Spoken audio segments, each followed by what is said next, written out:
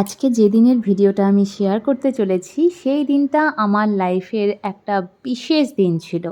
গত ৩ বছর ধরে এই সোশ্যাল মিডিয়াতে যে আমার জার্নি চলছে, ১ম এ আমার ইউটিউব চ্যানেল, তারপরে এই গত ১ বছর ধরে ফেসবুক।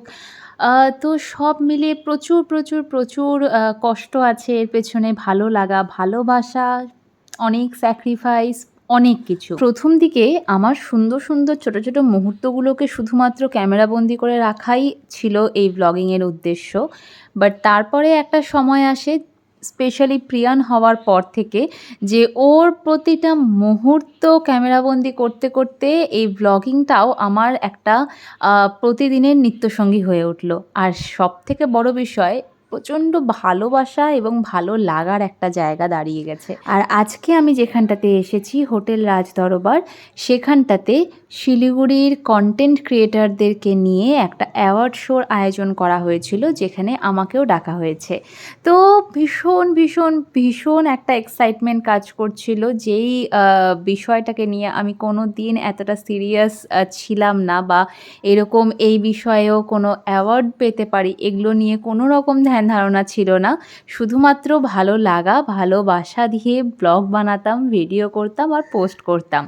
আজকে ১ম এই আমার এত ৩ বছরের জার্নিতে এরকম একটা সম্মান প্রাপ্তি, বা যেটাই বলো না কেন। তো সেই জন্য ভাবলাম যে এই জিনিসটাকে তো অবশ্যই ক্যামেরাবন্দি করে রাখার মতনই। আর সবার সাথে সব কিছুই যখন শেয়ার করছি, এই দিনটা শেয়ার না করলেই নয়। ভেতরে ঢোকার পরেই দেখলাম প্রচুর কন্টেন্ট ক্রিয়েটরদের ভিড়, এবং কিছু স্পেশাল গেস্টও ছিলেন সেখানে। আমাদেরকে একটা আই কার্ড এবং ফুড কুপন দেওয়া হয়েছিল। ওখানে ছিল চিকেন বিরিয়ানি। আর এই যে সুচেতাদির সাথে দেখা হয়ে গেল, সুচেতাদির ফ্রেন্ড সোমাদির সাথেও দেখা হলো আমার ১ম বার। সবাই মিলে আমরা খুব, খুব, খুব এনজয় করলাম। আর এরপরে শুরু হয়ে গেল আমাদের অ্যাওয়ার্ড সেরেমনি প্রোগ্রাম, যেখানটাতে এই যে এক, এক করে সমস্ত কন্টেন্ট ক্রিয়েটরদেরকে অ্যাওয়ার্ড দেওয়া হচ্ছিল। আর আমার এই ভিডিওটা তো আশা করি এই কদিনে সবাই দেখেই নিয়েছো।